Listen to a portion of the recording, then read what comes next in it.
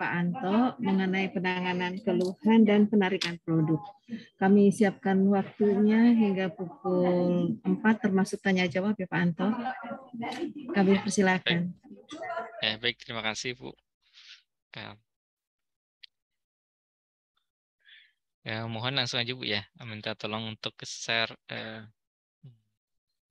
materinya.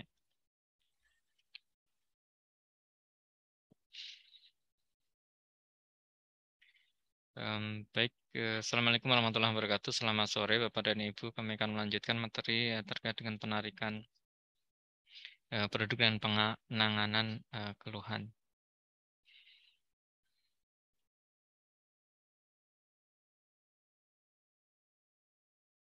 Mohon untuk di slideshow.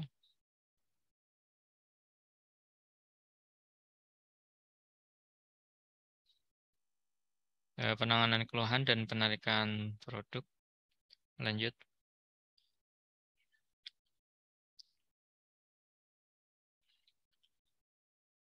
Bapak dan Ibu, untuk penanganan keluhan, untuk definisinya adalah keluhan itu laporan ketidakpuasan pelanggan atau pihak lain, baik itu internal maupun eksternal. Dan keluhan dapat berasal dari pelanggan, distributor, atau pihak lain dari luar atau dari dalam perusahaan. Nah, untuk jenis keluhannya itu ada dua yang terkait dengan medis atau keamanan. Ini adalah manifestasinya atau laporannya adalah efek yang tidak diinginkan atau merugikan.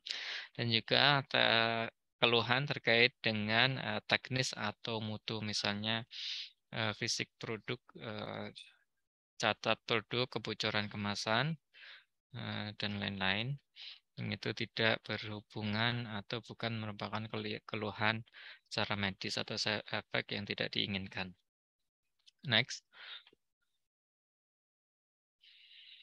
Nah, untuk keluhan medis ini ada 3 kategori: ringan, tidak mendapat manfaat, seperti yang tercantum dalam klaim, kemudian sedang, menimbulkan efek yang tidak diharapkan, namun tidak terlalu mengganggu kesehatan sehingga tidak memerlukan perawatan medis, dan berat apabila menimbulkan efek yang merugikan dan memerlukan perawatan medis. Ini untuk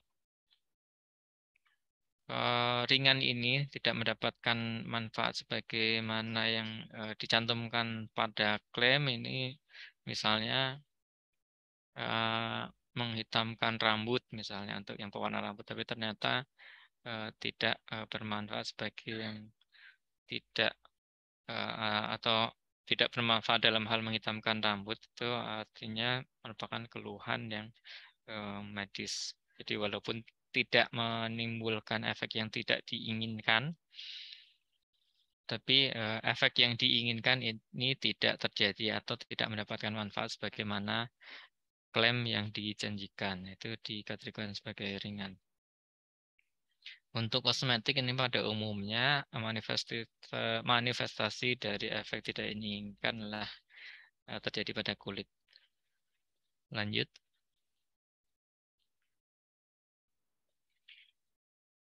Nah, untuk responnya jika bersifat ringan atau sedang, keluhan dijawab dengan data dan disarankan untuk menghentikan pemakaian produk.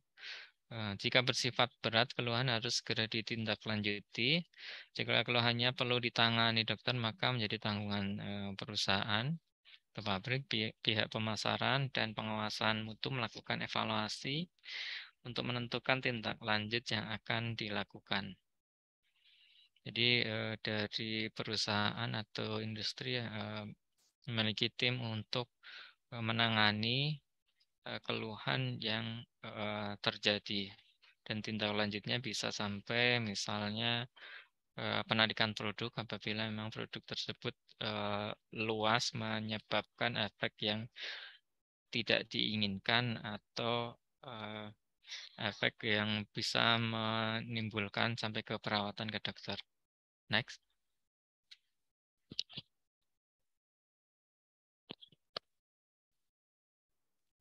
Nah, inilah contoh untuk keluhan medis. Nah, Mungkin walaupun untuk pewarna rambut pada labelnya atau penandaannya sudah ada peringatan, namun mungkin bagi konsumen yang tidak aware atau tidak membaca aturan penggunaannya, itu dimungkinkan terjadi efek yang tidak diinginkan, yang misalnya berupa alergi di mana sifatnya adalah individual.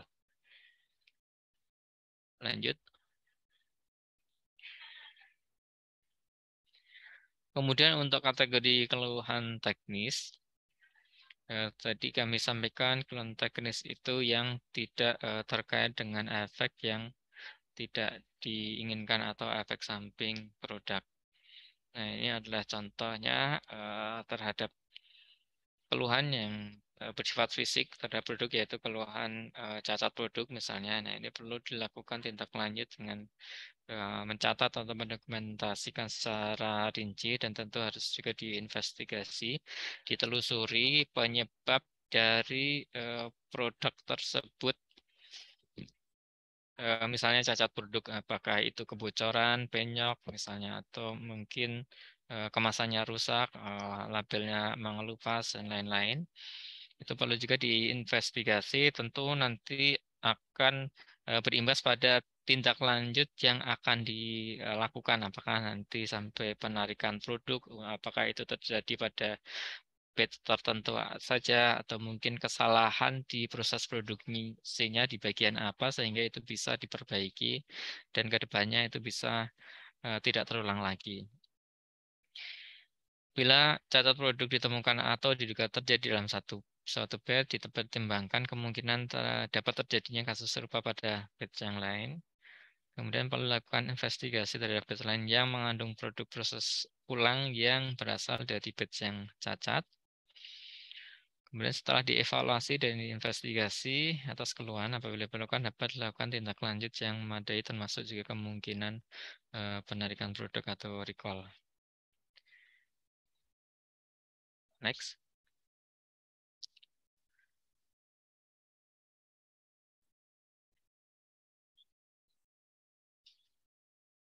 Recall ini tentu bukan hanya secara ekonomi menimbulkan beban bagi perusahaan, tapi juga mungkin secara secara reputasi produk mungkin juga menjadi suatu menjadi suatu celah ya, atau menjadi rekam jejak yang tidak bagus juga bagi pelanggan ataupun pihak lain. Namun untuk produk-produk tertentu atau mungkin kasus-kasus tertentu di mana penarikan produk itu harus dilakukan, ini menjadi salah satu bagian dari tanggung jawab perusahaan terhadap produk yang diedarkan. Dan mungkin kita sering mendengar ada umumnya ya perusahaan otomotif yang mereka melakukan recall terhadap produk-produk tertentu karena ada cacat produk. Nah, mungkin untuk kosmetik atau produk lain mungkin recall itu masih menjadi sesuatu yang itu tadi, selain menjadi beban secara ekonomi juga berkaitan dengan reputasi perusahaan. Untuk penanganan keluhan ini, perusahaan harus memiliki yang pertama personel yang bertanggung jawab terhadap penanganan keluhan dan mempunyai kewenangan untuk melakukan investigasi terhadap keluhan produk.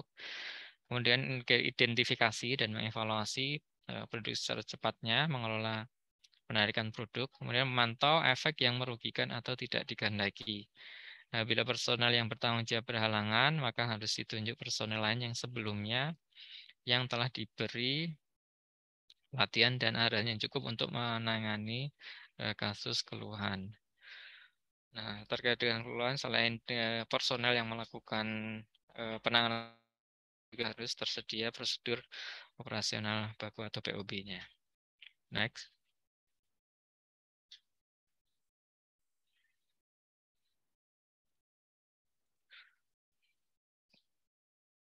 Sesuai dengan pedoman CPKB untuk penanganan keluhan itu meliputi nama produk jadi, kemudian jenis keluhan dan laporan, kemudian contoh produk jadi yang bersangkutan, kemudian ringkasan keluhan dan laporan, kemudian hasil penyelidikan atau penelusuran, kemudian evaluasi, dan tanggapan dan tindak lanjut terhadap keluhan dan laporan tersebut.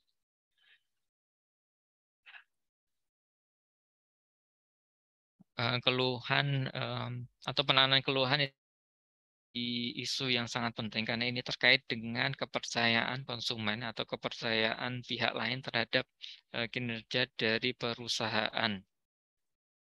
Mungkin ada beberapa kasus kami contohkan untuk misalnya efek samping kosmetik atau efek yang tidak diinginkan yang terjadi pada konsumen itu sering kita lihat dikeluhkan atau ditulis di media sosial, yang mana itu mungkin secara informasi perusahaan atau industri yang mengedarkan produk tersebut mungkin tidak terinfo atau tidak memiliki informasi terkait dengan itu, dan ini akan menjadi ini juga catatan karena untuk saat ini kan marketing itu kan orang lebih suka membeli sesuatu secara online, dan itu sangat ditentukan dari informasi yang ada di media, terutama media sosial ya. Sehingga kami berharap bahwa perusahaan atau industri itu mempunyai saluran untuk pengaduan konsumen atau pengaduan dari mungkin bukan hanya dari konsumen, dari pihak lain juga, dan itu kami harapkan ada yang menangani secara serius. Artinya kalau ada keluhan segera ditangani sehingga tidak menjadi informasi yang tersebar kemana-mana, karena beberapa efek samping yang tidak ingin tadi di-upload atau dicurhat melalui media sosial, yang mana itu ya tentu secara track record menjadi catatan yang tidak baik bagi kami menghimbau agar ada tadi, selain orang yang bertanggung jawab, juga ada saluran untuk menyampaikan keluhan tersebut, dan itu segera untuk ditindaklanjuti atau direspon, karena bisa juga keluhan efek samping yang disampaikan melalui media sosial tersebut bukan hal yang betul atau hanya semacam black campaign dari mungkin apakah kompetitor atau yang lainnya. Next.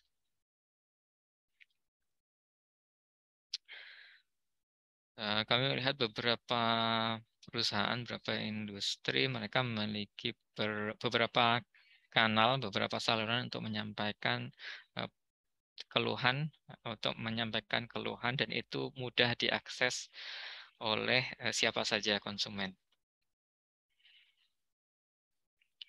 Selanjutnya terkait dengan sistem untuk penarikan produk. Nah, untuk penarikan produk itu pertama harus ada personel yang bertanggung jawab, kemudian prosedur tertulis yang itu dilakukan peninjauan secara berkala, kemudian juga ada catatan distribusi sesuai dengan peraturan pengawasan produksi dan peredaran, dan untuk mempermudah dalam hal penarikan produk itu dicantumkan nomor batch, sehingga ini akan lebih mudah dalam melakukan penarikan apabila ada hal-hal atau kasus tertentu yang memerlukan penarikan.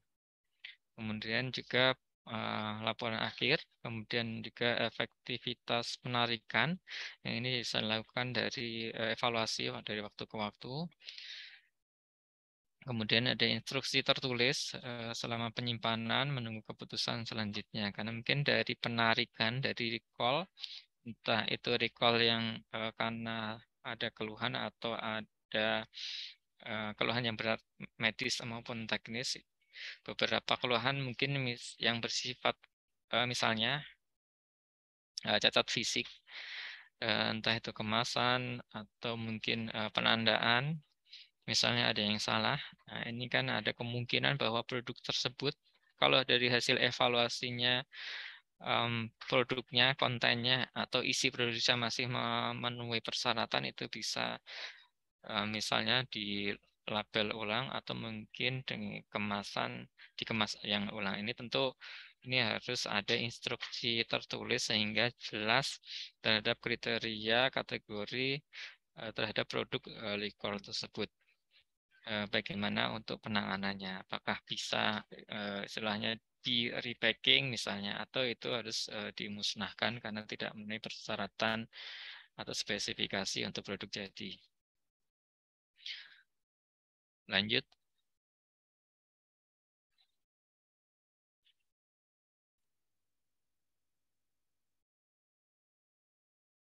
Selanjutnya adalah monitoring untuk efek samping kosmetik. Meskos ini wajib bagi perusahaan penotifikasi. Jadi bukan hanya produsen juga, tapi juga importer dan badan usaha perorangan pemilik nomor notifikasi. Di mana untuk perusahaan bertanggung jawab terhadap kosmetika yang diedarkan, wajib menanggapi dan menangani keluhan atau kasus efek tidak diinginkan, memiliki sistem dan melakukan penanganan keluhan atau efek tidak diinginkan. Untuk kasus efek tidak diinginkan wajib dilaporkan ke Kepala Badan POM melalui monitoring efek samping kosmetik. Next.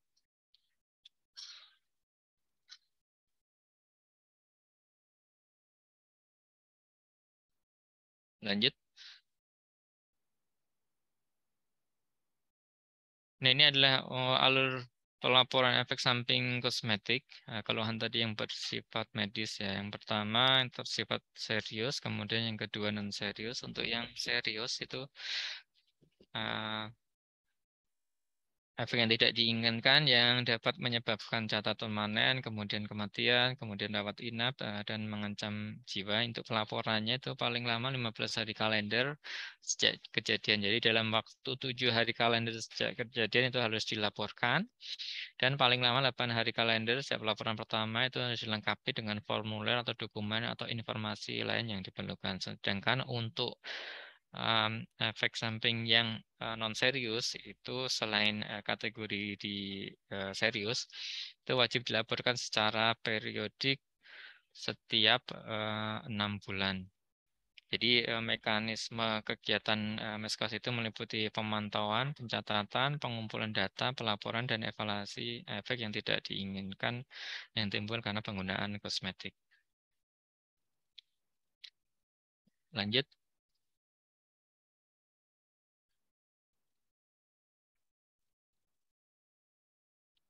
Data laporan efek samping kosmetik yang kami terima ini masih sedikit sekali. Baik itu dari produsen, importer, maupun badan usaha yang melakukan kontrak produksi.